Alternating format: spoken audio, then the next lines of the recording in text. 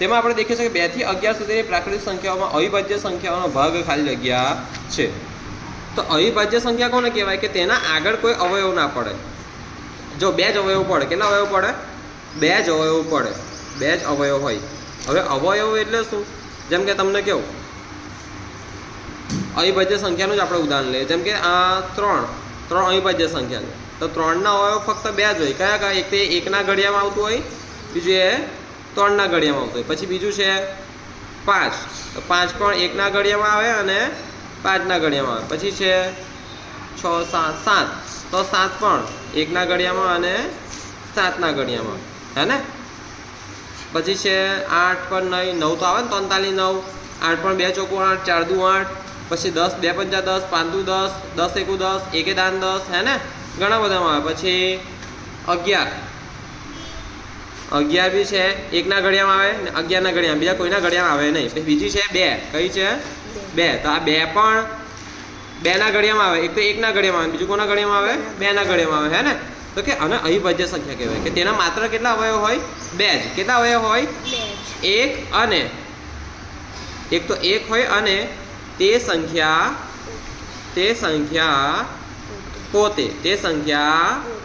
તો આને શું કહેવાય? અવિભાજ્ય સંખ્યા. કઈ સંખ્યા? અવિભાજ્ય સંખ્યા. એક તો 1 એ તેનો અવયવ હોય ને બીજો તે સંખ્યા પોતે. જેમ કે એક તો જો 2 નો અવયવ કયો છે? એક તો 1 અને તે સંખ્યા પોતે 2, હે ને? તેને આ બધાને પણ એ પ્રમાણે જ થાય. હવે આપણને અહીં સવાલ છે 2 થી 11 સુધીની પ્રાકૃતિક સંખ્યામાં અવિભાજ્ય સંખ્યાનો ભાગ. તો પહેલા આપણે 2 થી 11 સુધીની સંખ્યાઓ પ્રાકૃતિક સંખ્યાઓ લખી દઈએ. પ્રાકૃતિક સંખ્યાઓ એટલે કઈ? જો પેલા તો તમને કહો પ્રાકૃતિક સંખ્યાઓ એટલે કયું, એની શરૂઆત ક્યાંથી થઈ? તો નાનપણમાં તમને મમ્મીએ બોલવાનું કીધેલું, બરાબર ને? નાનપણમાં તમને બોલવાનું કીધેલું કે એકડ એકો પાપડ હશે કોઈ નહીં. 1 2 3 4 5 6 7 8 9 10 11 અનંત લગીને ચાલ્યા કરશે, બરાબર ને? આગળ અનંત લગીને મતલબ જ્યાં લગીને ઘડિયા એકડા આવડે ત્યાં લગીને, એની કરતાં આગળ લગીને ચાલશે, બરાબર? ને આપણને કઈ કીધું છે 2 થી ફક્ત 11, એટલે આપણે 1 ને લઈએ નહીં, બરાબર? આપણે 2 થી 11 કીધું. તો ઘડીએ 2 થી 11 કેટલી સંખ્યા થઈ? 1 2 3 4 5 6 7 8 9 10. કેટલી થઈ? 10. તેનો ભાગ દેખવાનો. શું દેખવાનો છે આપણે? ભાગ. શું દેખવાનો છે? ભાગ. તો ભાગ એટલે છેદમાં શું આવશે? 10. કેટલી સંખ્યા છે કુલ? 10. તો છેદમાં શું આવશે? 10. શું આવશે? 10. અને કેટલી અવિભાજ્ય સંખ્યાઓ છે? કેટલી અવિભાજ્ય સંખ્યાઓ છે? તો કે 2 3 5 7 11, એટલે 1 2 3 4 અને 5. તો આવ્યું 5 ના છેદમાં 10. શું જવાબ આવ્યો? 5 ના છેદમાં 10. જો આવી ગયો છે ને આપણો જવાબ 5 ના છેદમાં 10. હવે આપણે બીજો દાખલો દેખીશું કે 13 મિનિટે કલાકનો ખાલી જગ્યામાં ભાગ છે. તો આપણને જો પહેલાં તો આપણને ખબર હોય કે 1 કલાકમાં કેટલી મિનિટ આવે?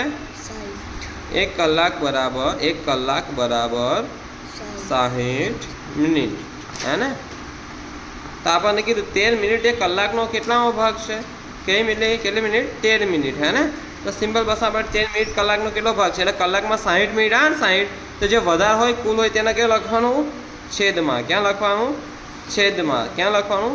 છેદમાં. અને ઉપર શું લખી દેવાનું? 13 આપ્યા તો 13 બેઠા લખી દેવાના. આવી ગયો જવાબ 13 ના છેદમાં 60 છે ને? ચાલો હવે આપણે આગળ દેખીશું. 5 કલાક એ દિવસનો ખાલી જગ્યામાં ભાગ છે. કેટલા કલાક? 5 કલાક. તો જો આપણે ગણીએ, ધ્યાન નહીં. 5 કલાક દિવસનો કેટલાનો ભાગ છે? પહેલાં તો આપણે દેખીએ કે એક દિવસમાં કેટલા કલાક આવે? એક દિવસમાં 24 કલાક. કેટલા કલાક આવે? 24 કલાક. કેટલા કલાક આવે? 24. એટલે વધારે શું છે? 24 કલાક છે ને, તેના છેદમાં લખવાના. ક્યાં લખવાના? છેદમાં લખવાના. અને અહીંયા આપણને કેટલા કલાક કીધા છે? 5 કલાક. કેટલા કલાક કીધા છે? 5 કલાક. તેને આપણે અહીં અંશમાં લખવાનું. તો 5 ના છેદમાં 24. આવી ગયો જવાબ છે ને? હવે ચોથો દાખલો કંઈક આવો છે. 2.1/3 પ્લસ 3.1/3 બરાબર ખાલી જગ્યા.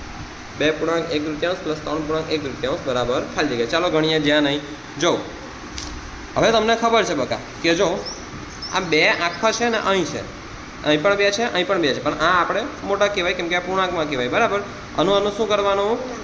જે જવા તેનાની સાથે સરવાળો. તો 2 દુ 4, 4 ને 1 5, તો 5 ના છેદમાં 2 વત્તા આનું ગુણાકાર 3 દુ 6 વત્તા 1 તો કે 7/2.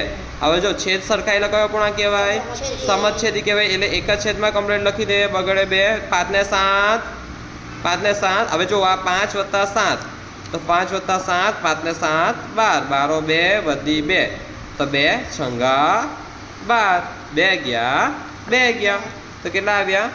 6 ગળે 6, 6 ગળે 6, 6 ગળે 6 જવાબ આવે છે ને? જો આને બીજી રીતે પણ ગણાય. આ તમને આ મેં આમ ડાયરેક્ટ કીધું છે, જ્યારે આને કેવી રીતે ગણાય?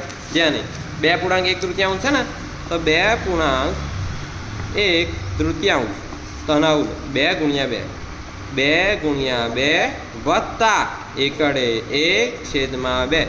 તો 2 દુ 4, 4 ને 1, 4 વત્તા 1/2 એટલે કે 5/2. એવી નાને પણ ગણાય 2 ગુણ્યા 3, 2 તારી 6 વત્તા 1 તો 7/2. ઓકે, આ પ્રમાણે 6 ગળે 6 જવાબ આવે છે. હે ને? હેલું છે ને એકદમ. જો અપૂર્ણાંકના છેદ વડે અંશને નિશેષ ભાગી શકાય તો તે સંખ્યા ખાલી જગ્યા હોય તો તે સંખ્યા પૂર્ણ સંખ્યા હોય. કઈ સંખ્યા હોય? પૂર્ણ સંખ્યા હોય. જો આ તમને કેવું આવે, શું લખ્યું છે? અપૂર્ણાંકનો છેદ. આપણે કોઈ પણ અપૂર્ણાંક લખીએ, જેમ કે અહીંયા આગળ હું લખું છું 15/3. તો અહીં લખ્યું છે કે અપૂર્ણાંકના છેદ વડે, અપૂર્ણાંકના છેદ વડે એટલે કે આ છેદ કયો છે? અને જો આને છેદ કહેવાય. નીચે હોય તેને શું કહેવાય? છેદ. ઉપર હોય તેને શું કહેવાય? અંશ. તો છેદ વડે અંશને નિશેષ ભાગી શકાય. નિશેષ એટલે છેલ્લે શેષ કેટલું આવે? 0. કેટલું આવે? 0. એટલે કે 15/3 તો કે 3 પંચા 15. તો 15 માંથી 15 જાય તો જીવડું જીવડું, તો નિશેષ ભાગી શકાય. તો જવાબ કેટલા આવી જ ને? 3 પંચા 15. 3 ગયા 3 ગયા. અહીં બી 5 આવે છે, અહીં બી 5 આવે છે અને શેષ 0 0 આવે છે. ને આ તો તમને કીધું કે આ અવયવ પાડીને મેં કર્યું, બરાબર છે? તો એક વસ્તુ સરખું જ છે. તો હવે છેદમાં કંઈ નહીં તો 1 આવે, 5/1. તો આ 5 જ થયું ને બકા? ઓકે, તો આને પૂર્ણ સંખ્યા કહેવાય. કઈ સંખ્યા કહેવાય? પૂર્ણ સંખ્યા. કઈ સંખ્યા કહેવાશે આને? પૂર્ણ સંખ્યા. ઓકે, ચાલો. હવે હવે આ વસ્તુ મોડે જ કરવાનું છે. મેં પહેલાં પણ કીધેલું, અશુદ્ધ અપૂર્ણાંકમાં છેદ કરતા અંશ શું હોય? મોટો હોય. જો મોટો મોટો હે ને? મોટો હોય છે. ઓકે, આ જવાબ સાચો છે આપણો.